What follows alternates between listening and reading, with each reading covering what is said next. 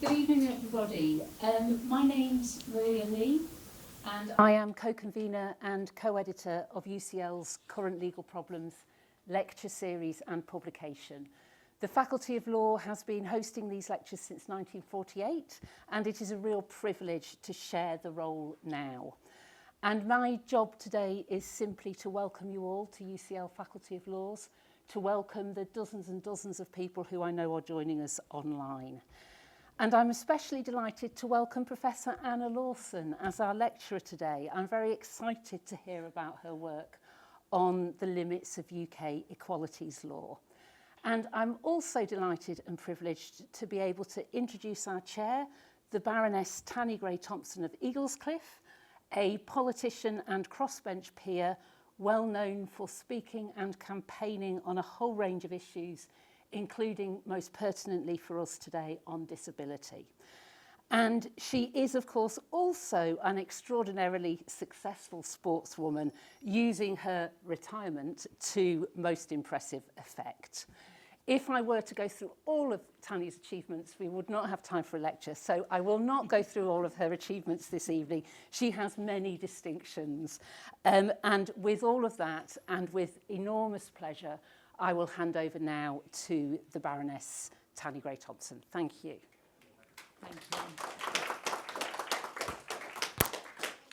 Thank you very much. It's such a pleasure to be able to welcome you here today as chair of the next instalment of the 2025 Current Legal Problems lecture series. It's an absolute delight for me to be able to introduce Professor Anna Lawson, who will be delivering this evening's lecture. Dr. Lawson, or Anna if I may, and the CV is incredible, is currently a Professor of Law at the University of Leeds, and as of recently is also the co-director of the Centre for Law and Social Justice. Furthermore, she was formerly the director of the Multidisciplinary Centre for Disability Studies. Anna is a fellow of the British Academy and the Academy of Social Sciences, as well as the winner of the 2016 Bob Heppel Award for her work on disability equality. Professor Lawson is a trusted voice in disability advocacy, holding positions as a trustee, advisory board member and fellow with numerous disability and human rights organisations. She's held notable advisory roles to both the House of Commons Women's and Equality Committee and the Council of Europe, and is also a long-standing special advisor to the Equality and Human Rights Commission on disability law and policy. Professor Lawson's research has addressed a breadth of issues relating to persistent disadvantages and exclusions faced by disabled people, and both national and European level, and has led a range of multinational research projects, including most recently European Research Council Advanced Grant Project called Inclusive Public Space, Law, Universality and Difference in the Accessibility of Streets. Her commitment to tackling the persistent forms of disadvantage and exclusion faced by disabled individuals is reflected in her extensive body of research and advocacy, and her work brings academic rigour while also being grounded in the lived experience of disabled people. In this evening's lecture, Professor Lawson will be presenting and discussing her research on how effective the equality law in Britain has been at enhancing accessibility over the past 30 years following the Disability Discrimination Act. And one of the reasons I'm absolutely privileged to be here tonight is my first foray into disability rights, not into politics, because I did a politics degree at university, but I sat on the National Disability Council, which was the oversight body for the DDA. It was a fascinating experience about understanding the wider world of legislation. I was one of the people who felt very strongly that at that time the Equality Act was the way forward. But I'm really interested in listening to whether it's achieved everything we hoped that it would. And certainly from my own experiences of accessibility, specifically on trains, apologies if anyone follows me on social media, I mostly tweet about trains and my experiences, or X about trains, that always feels a bit wrong. When people say to me, you know, as a disabled person, what do you want from trains? My response is, I just want the same miserable experience of commuting as everyone else. Sadly, we don't have that. But hopefully tonight is a really important part in understanding about where we are and what still needs to be done. So thank you to everyone for being here tonight. And please join me in welcoming Professor Anna Lawson. Thank you.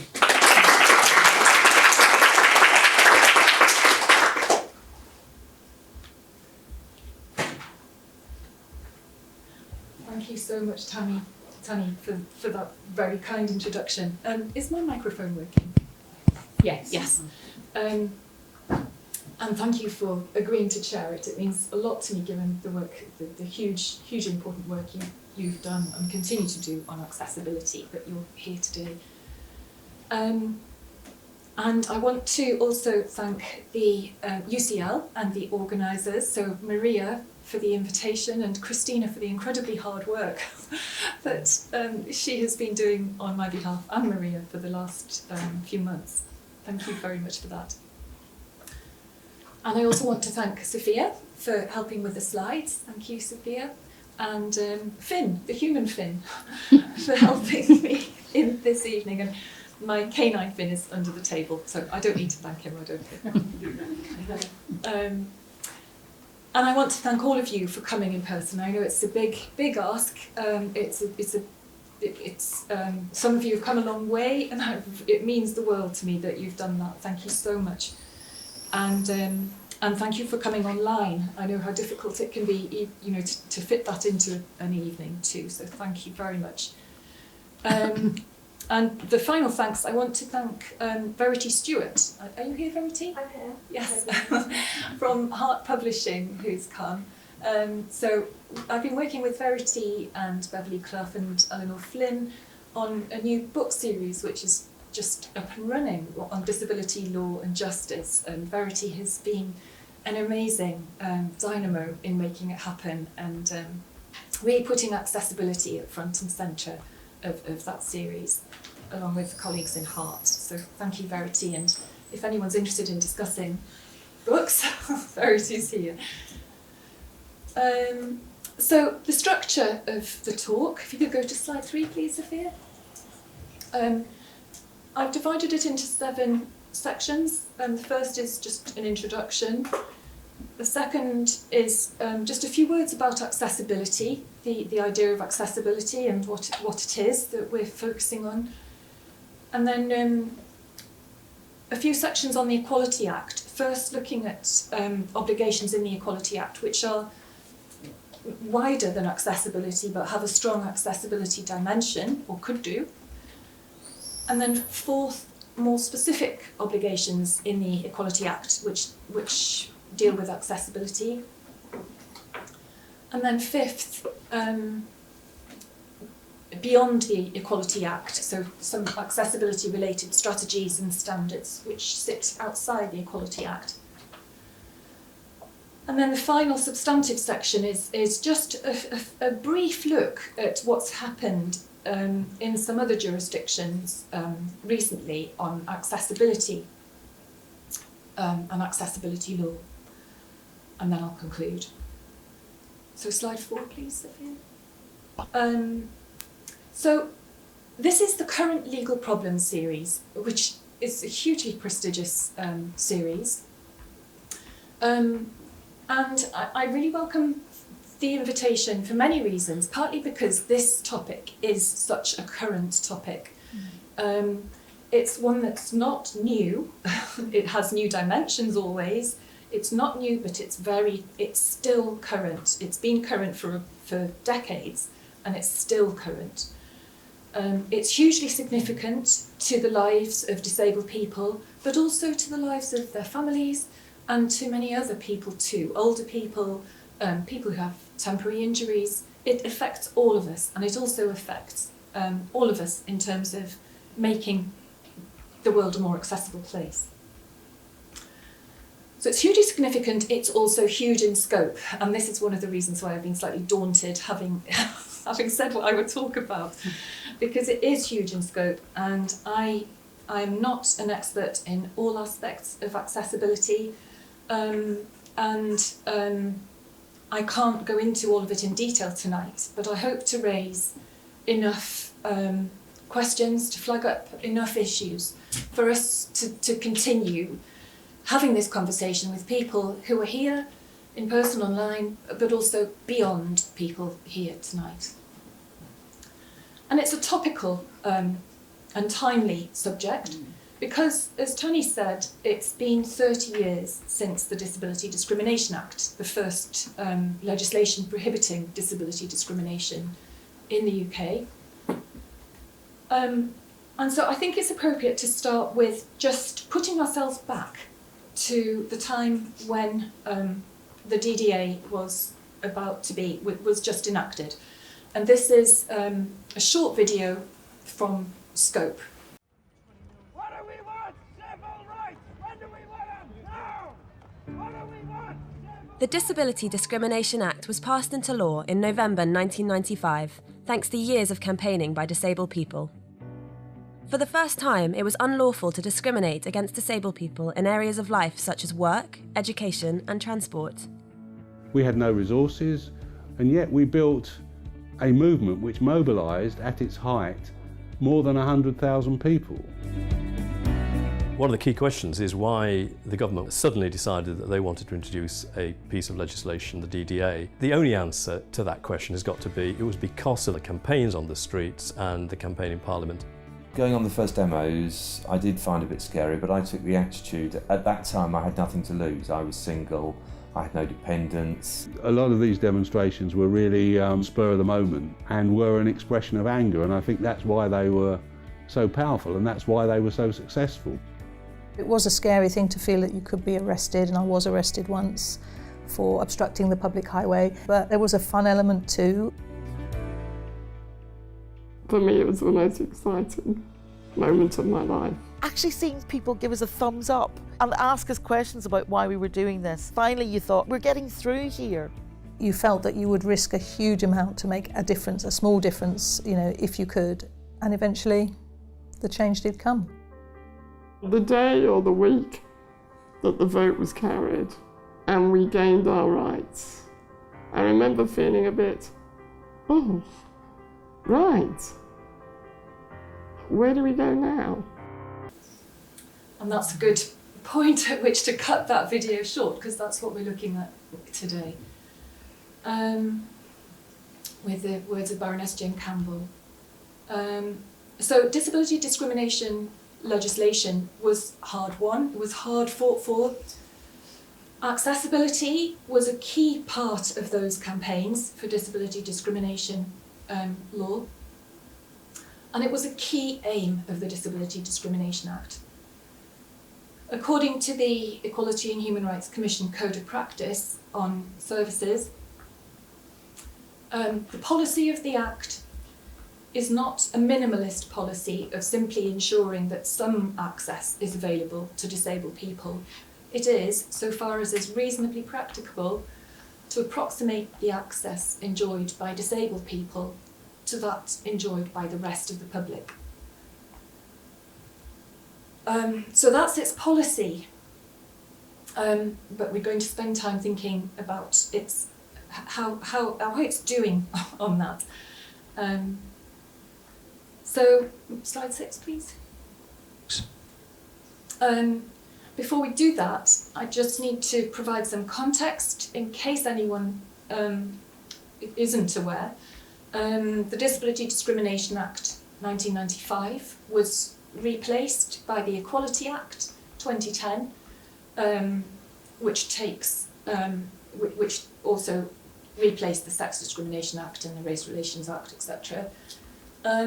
It made some tweaks, some changes, but a lot of the law in the Disability Discrimination Act continued in force.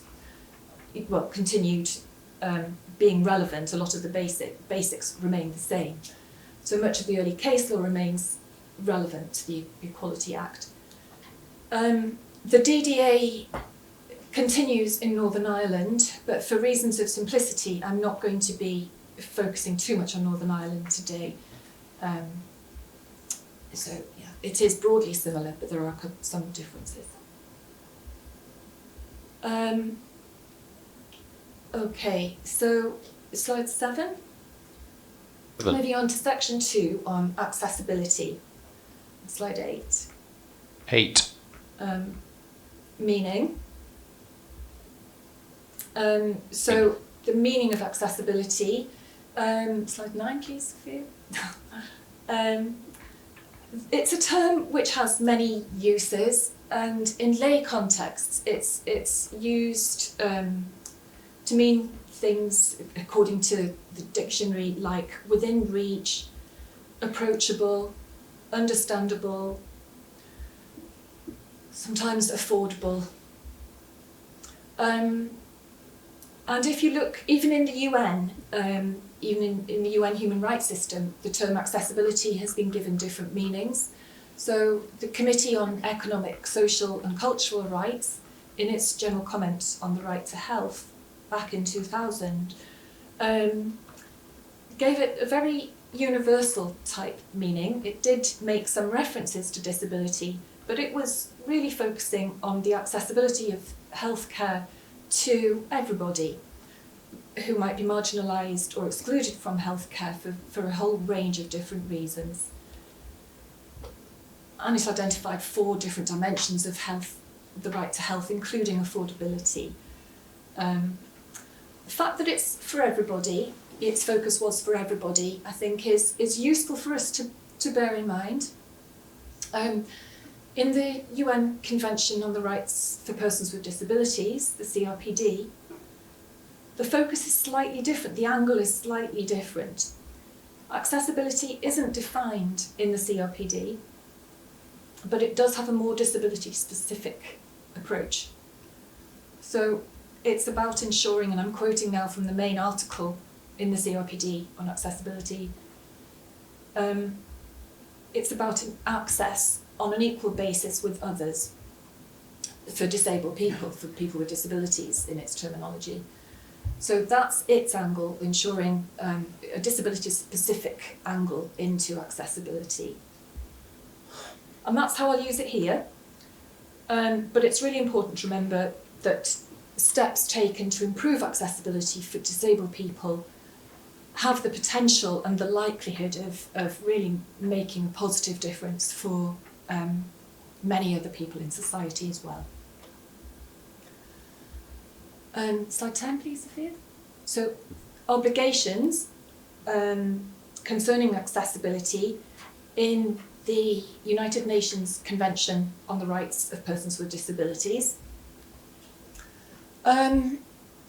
This treaty has been ratified by the UK, so its obligations are ones which we, as a country, our government has promised that we will implement, we will fulfil, it will fulfil. Slide 11. Evan. So I think the starting point on accessibility in the CRPD is to remember that it cuts across the whole of the CRPD. It's fundamental to all the human rights of disabled people. And that's reflected by the fact that it's one of the general principles of the CRPD in Article 3. It's actually mentioned, I think I counted this right, 17 times in the text of the CRPD. And then one of its articles, Article 9, which again is fairly cross-cutting, is specifically concerned with accessibility, and its title is Accessibility. The purpose of Article 9 is, and I'm quoting now, to provide opportunities for people with disabilities, sorry, the quote starts now, to live independently and participate fully in all aspects of life. And that reflects how important accessibility is. Without it, those opportunities are denied. The scope of accessibility within Article 9, so specific reference is made to the physical environment, transportation, information and communication, including ICT, and facilities and services open to the public, including those provided by private service providers rather than ones in the public sector. So the government has obligations to regulate the private sector. Nature of the obligations, specific references made to things like accessibility standards and guidelines, developing them, monitoring them, ensuring they're implemented. providing training to key stakeholders, and facilities open to the public, such as shops, train stations. There must be accessible signage and live assistance. I think the fact that live assistance is part of these obligations is important to remember. There are also accessibility obligations in Article 9 to promote access to ICT and to promote ICT that's accessible. Before we leave the UN level and accessibility as a concept, as an obligation, moving on to the next slide, it's really important to think about what guidance countries, governments around the world have been given about how to implement these accessibility obligations by the Monitoring Committee, the CRPD Committee. And it did this early on, in its second general comment was on accessibility. That general comment makes a sharp distinction between new and existing things. So by things, I mean infrastructure, goods, products and services. If they're new, then the obligation, according to General Comment 2, is to make sure that they're accessible from the outset, that accessibility is built into new systems, new environments, new products, new services. If they're existing, if they're already in existence, there's a recognition that you can't change, you can't make them accessible overnight. It can sometimes take quite a long time, and don't we know that? So they say there the obligation is progressive, but that doesn't mean it should be slow. It should be gradual, systematic, and continually monitored. And to give more guidance on that, it says there must be action plans on accessibility with time frames, adequate resourcing in terms of human resource and financial resource. They must be monitored in terms of their progress, and there must be sanctions for non-compliance, for failures. The comment also says that legislation is key, accessibility-related legislation, including accessibility obligations in legislation. And they stress that legislation should be specifically on accessibility, and also accessibility should be embedded into other legislation. And they also stress the importance of proper involvement and consultation of disabled people and people, stakeholders with technical expertise as well. Right, moving on to the Equality Act. 13. So first of all, the parts of the Equality Act, the obligations in the Equality Act, which are quite broad, but which include an accessibility dimension. And I'm going to focus on two of these, the two main ones, which, slide 14, please, Sophia. The first of them is the anticipatory reasonable adjustment duty. So slide 15, how it works. D. The duty is placed on providers of services and public functions, and those might be private. They might be in the private sector as well as in the public sector. They have a duty to continually monitor, to check for, and take reasonable steps to address disadvantage, potential disadvantage that might be caused to disabled people as a group or groups of disabled people by their provisions, criteria or practices, by their physical features, or by failures to provide auxiliary aids and services such as sign language or live assistance. It's enforced primarily by individuals who experience a disadvantage. So you have to be a disabled person who experiences a disadvantage because this duty is breached before you can bring a case. And that can be confusing, I think, because it's called the anticipatory duty and there is an anticipatory dimension, but enforcement primarily is by individuals who have actually experienced a disadvantage. And it's through the county court and sheriff courts. So, slide 16. The potential and promise of this duty.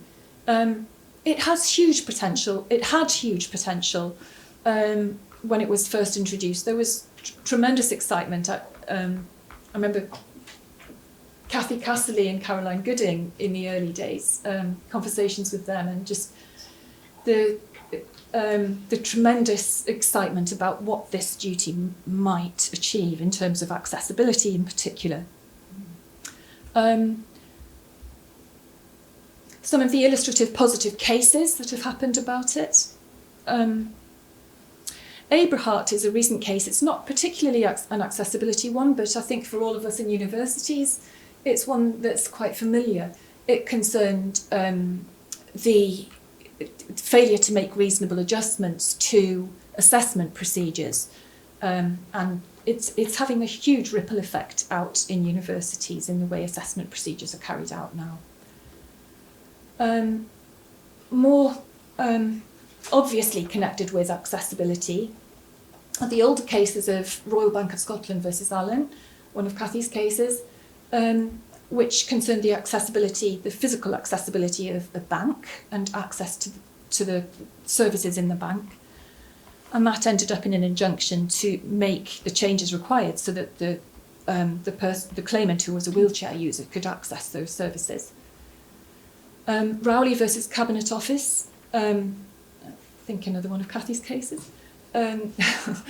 It concerned the failure of the government to provide sign language, live sign language interpretation for some of the emergency announcements during COVID. And again, that succeeded. So yeah, a big potential for very impactful cases.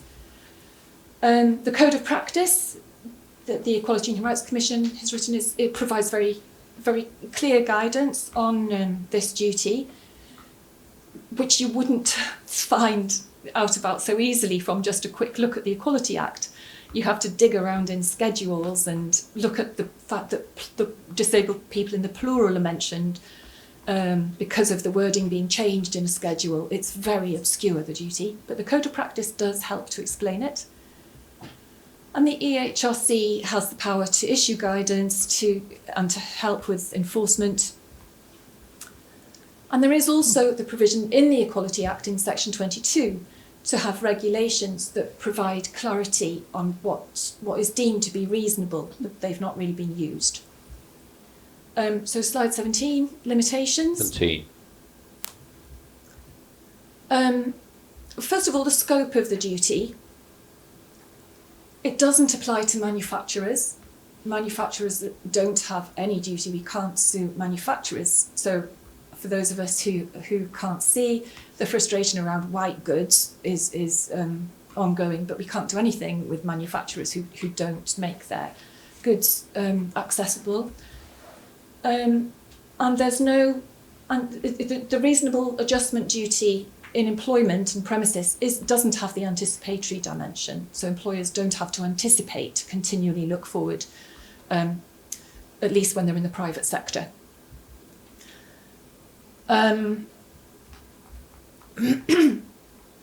It's based on reasonableness, the taking of reasonable steps. There's guidance on what that means in the Code of Practice and through the cases, but there's always an element of uncertainty around reasonableness. And that creates a risk about litigation. It's needed. The flexibility that reasonableness gives is really important, particularly when we're looking at responding to individual circumstances. But when it comes, there is quite a lot that could be done in terms of making services accessible for a group, which doesn't require so much flexibility. And the regulation power could help with that, but it's, as I said, it's not really been used. So linked with that uncertainty, that element of uncertainty about bringing cases, there's the risk, the financial risk of bringing cases. If you try and bring an accessibility-related case, and you might be selfless in doing that. I know somebody who brought an accessibility-related case because he was concerned about the disabled community more generally, and he worked in an organisation, a disabled people's organisation, and felt he had responsibility to do something. He lost the case because he couldn't show that he'd actually experienced a disadvantage. And then, luckily, it didn't happen in the end, but there was a time when he thought he was going to have to pay the costs of the other side. And they had paid an expensive lawyer to do their work for them, which this gentleman would have had to mortgage his house to have afforded those costs. And the mortgage might even not have been enough. So it's hugely stressful. If you lose, there's a risk you can end up not having to just pay your own costs, which are bad enough, but also having to pay the cost of the other side. You can take insurance out against that risk, but it's very expensive. And this has been noted, this problem has been noted for a long time. And the Ministry of Justice has been considering doing something about it for a long time. It is currently consulting on this. The deadline is the 19th of February.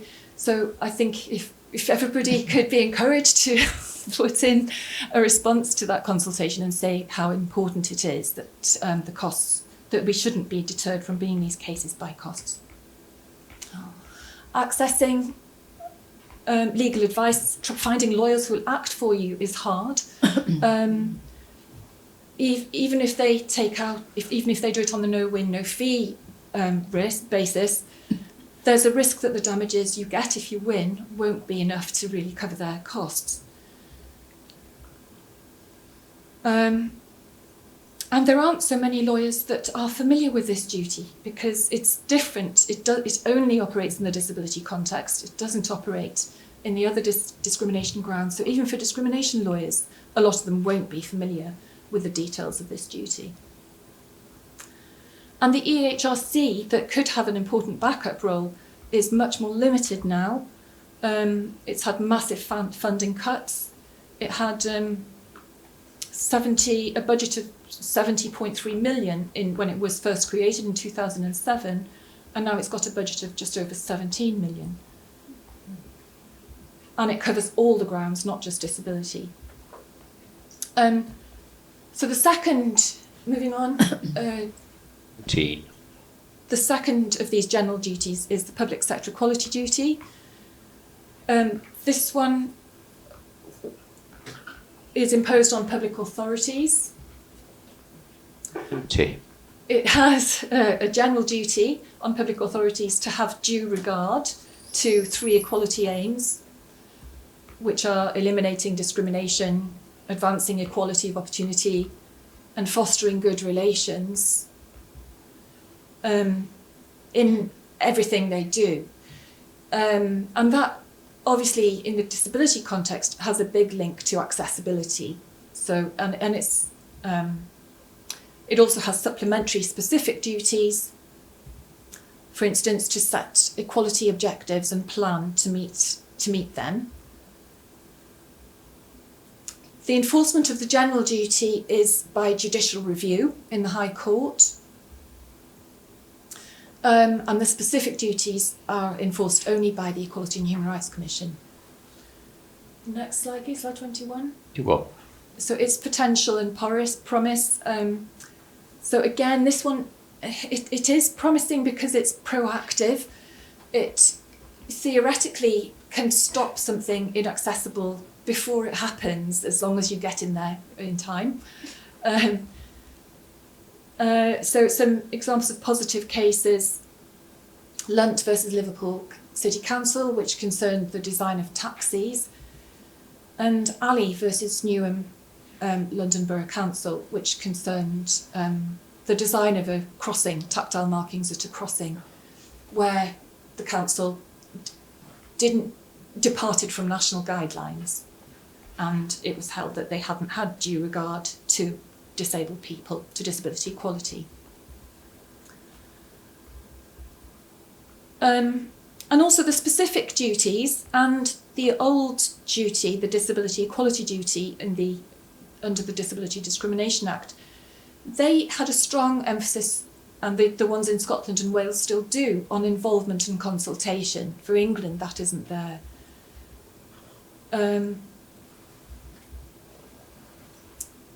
Okay, I'm going to skip the rest of that. So slide 22, the limitations of it. 2.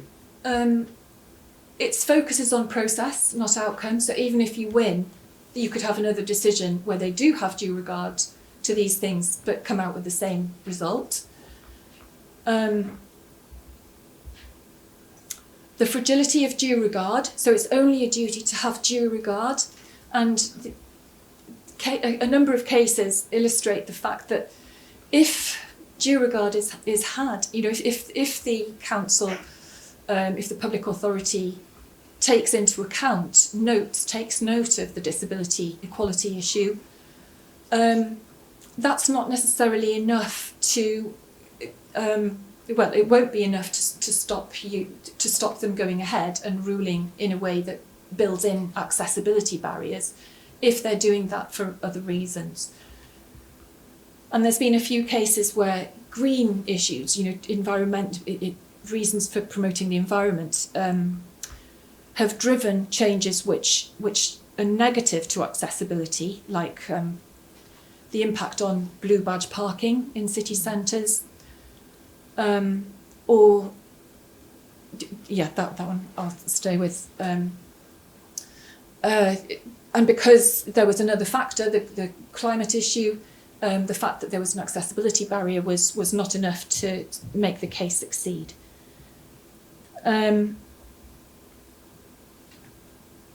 And it's very difficult to get a successful public sector equality duty case, even challenging accessibility barriers, if what's being challenged is in line with national guidance, and that's illustrated by the Ledbetter case, where the government's guidelines on tactile markings was challenged, but because it was just a very difficult case. There was strong criticism of the process by which the consultation had happened, but it was held that it still didn't meet the high threshold needed to succeed, because due regard had been had to the disability issue. So due regard is quite a weak, fragile concept. Other weaknesses, the time limit is really tight. It's 3 months, so you have to bring your case within 3 months of the decision being made. And the cost is quite expensive again. So summing up on these two duties, the two main duties in the Equality Act, they have huge potential for proactive accessibility initiatives, you know, for pushing proactively for accessibility. But in practice, that hasn't happened as much as we would have hoped. It's very difficult to actually use these duties to bring cases. And so there are new emerging barriers that are coming through, emerging accessibility barriers, which I think a lot of people would love to take to court, would love to complain about, but it's too risky, it's too difficult. Just to give a few examples, slide 40, please, Sophia. 40. So self-service terminals, these are these little machines that you get in shops and cafes and restaurants, which are flat screens, so they have no buttons. They're impossible to use if you can't see. There were standards drawn up which would have made them accessible. I don't know quite what's happened with that, whether nobody knows what they are. I think they involve having an additional piece of equipment you can attach to the machines so that you can feel where the buttons are. But that never happens.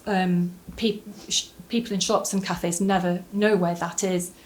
Or there have been instances, the National Federation of the Blind has been collecting case studies, and if it is found, often it's broken. There will be more information about that on the National Federation of the Blind website, I think, before long. Data protection, slide 41. So an increased concern with data protection laws can create new accessibility barriers, and this is illustrated by the experience that people with learning disabilities encounter in banks, where there's an increasing reluctance to talk to somebody with the person with learning disabilities unless they've got a lasting power of attorney. And Alex Pearl and other people in the finance sector are doing really important work on this through Project Nemo at the moment.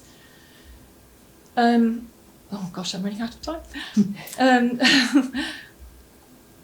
And another one is the floating bus stop. So this is a bus stop which you have to, which is on the other side of a cycle lane. So you have to cross a cycle lane to get to the bus stop, or get off the bus to get to the pavement. And there's a short video which is about 30 seconds on this.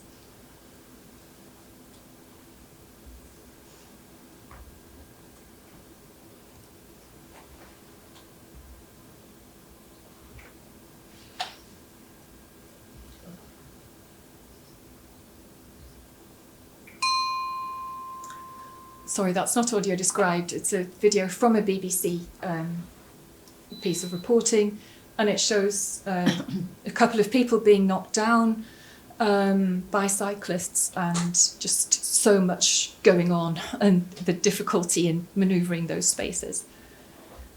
Particularly difficult for people with visual impairments or any kind of mobility impairment.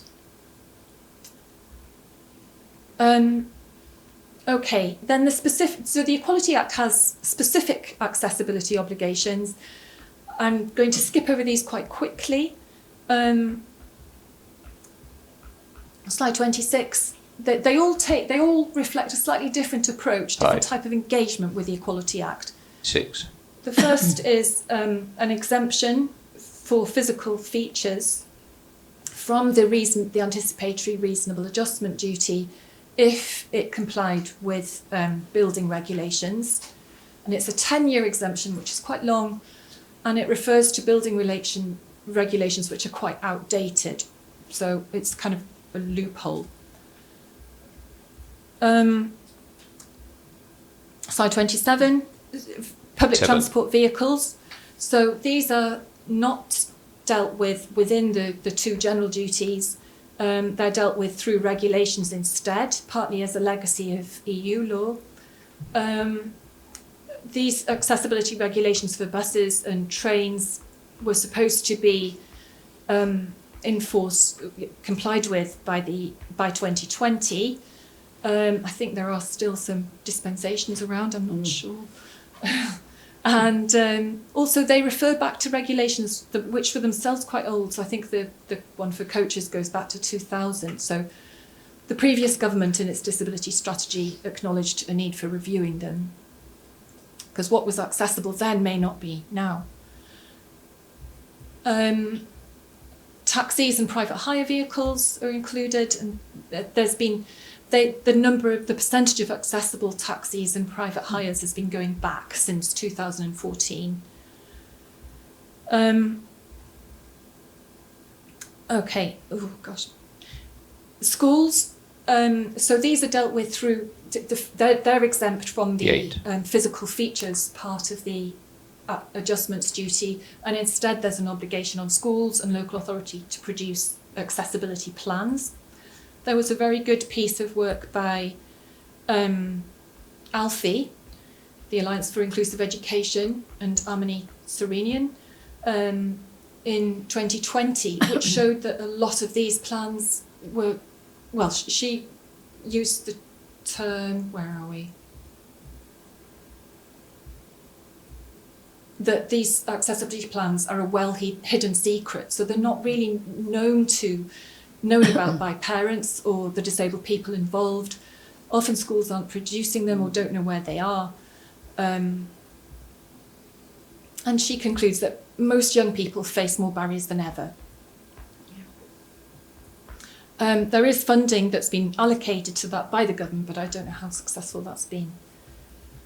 And the fourth example is the public sector bodies, websites and mobile applications, accessibility, gosh, that's a mouthful, accessibility regulations of 2018. So these originate in EU law.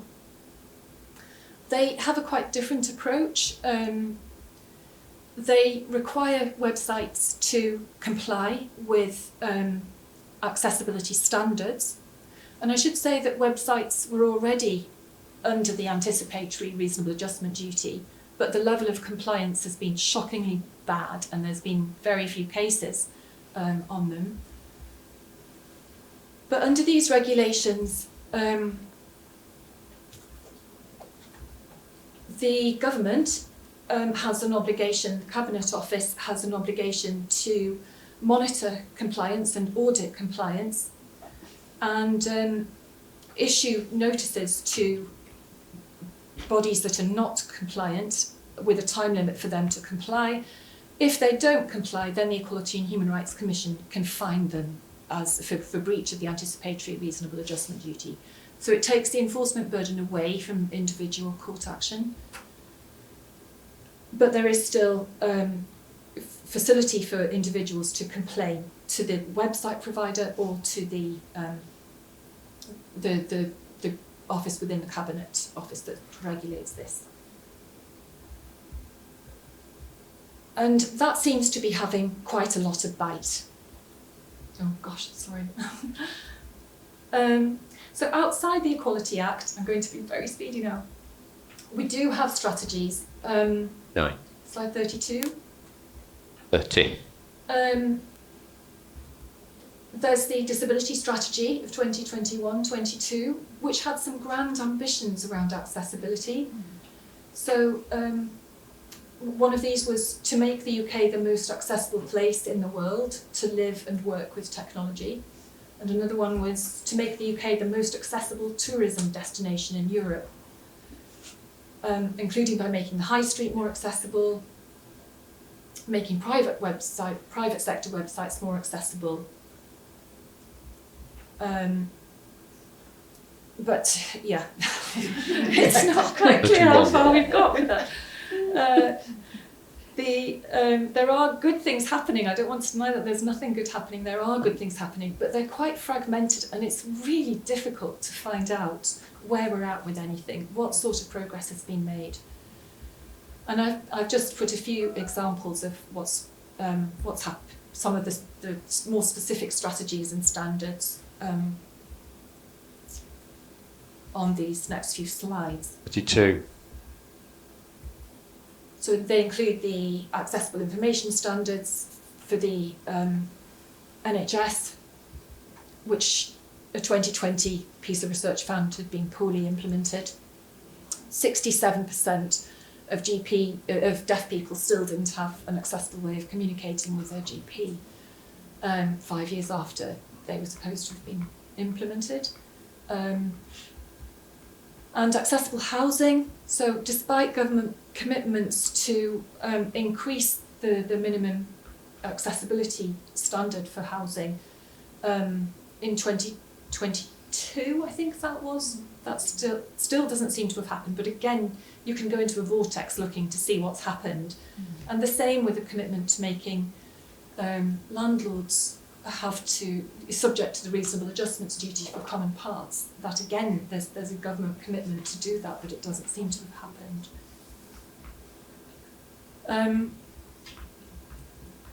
So we have problems. So recent developments elsewhere, very briefly. 33. Slide 34. First of all, Canada. That's introduced the Accessible Canada Act in 2019. This is a federal piece of legislation, so it only operates at the federal level, but there are similar pieces of legislation in the different provinces. This supplements long-standing equality and discrimination law. It doesn't replace it, it supplements it, so it sits alongside it. It covers things that that happen at the federal level, like banks, postal services, the armed forces, parliamentary entities, transport and broadcasting. There's a government minister, an accessibility minister, who has a specific remit to oversee the implementation of this legislation, to commission research and coordinate with provinces. There's a chief accessibility officer who supports the minister in that and has obligations to report on progress across the board and identify emerging issues. A body called the Accessibility Standards Canada is created with a remit to develop standards, accessibility standards, and to recommend their legal adoption to ministers, and to support and carry out research and guidance. And the majority of the board members of that have to be disabled. Organisations have planning and reporting obligations. They have to make accessibility plans every 3 years with the involvement of disabled people, and they have to show how they've received and responded to feedback from disabled people. Enforcement is through the Accessibility Commissioner, who can receive complaints from individuals or act on their own initiative. They can inspect, they can issue information requests and compliance orders and fines. The European Union, we have the European Accessibility Act of 2019, which comes into force in June 2025. Slide 35. The purpose of this is to smooth out the functioning of the internal market so that the Member States and the European Union are all using the same accessibility standards.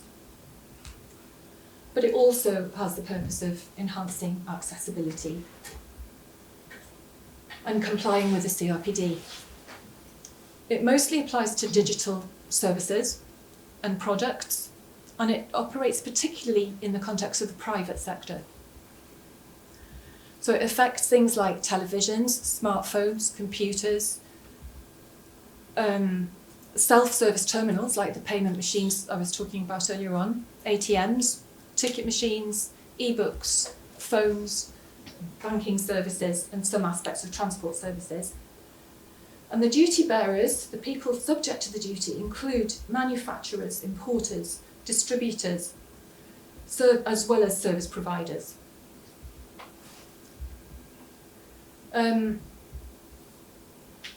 There's an obligation to comply with, to make things accessible, which is presumed to happen if there's compliance with relevant standards. And member states are required to set up strong regulatory systems with strong monitoring and enforcement mechanisms. And this means that all the member states will have these things. They'll be enforced in June this year. UK manufacturers who supply relevant goods to other EU member states could well face complaints by disabled people in those other countries about lack of accessibility. But people in the UK can't make those same complaints, which feels very wrong.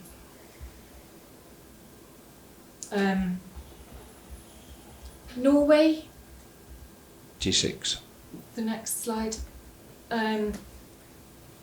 This has a new Equality and Anti-Discrimination Act of 2018, and it's embedded universal design into its discrimination law. So it's a bit like our anticipatory duty, but it calls it universal design, and it's very clear on the face of the Act. But it also links this duty to standard development and says, if there's a breach of the standards, that is a breach, it's discrimination contrary to this Act. And it also defines this universal design obligation with specific reference to disability.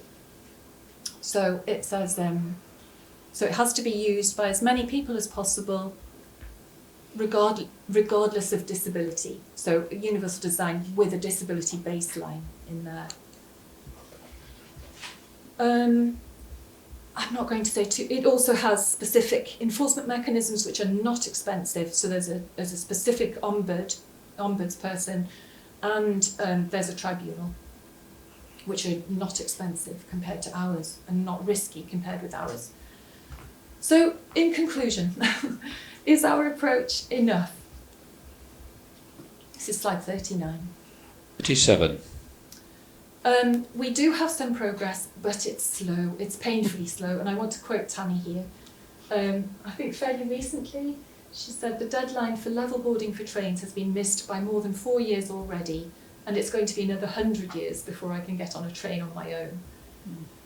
The progress is slow, and it's patchy, and things disappear once commitments have been made. Old problems are persisting. So in its disability strategy document in 2021-22, the last government said that 98% of the most visited shopping sites were inaccessible.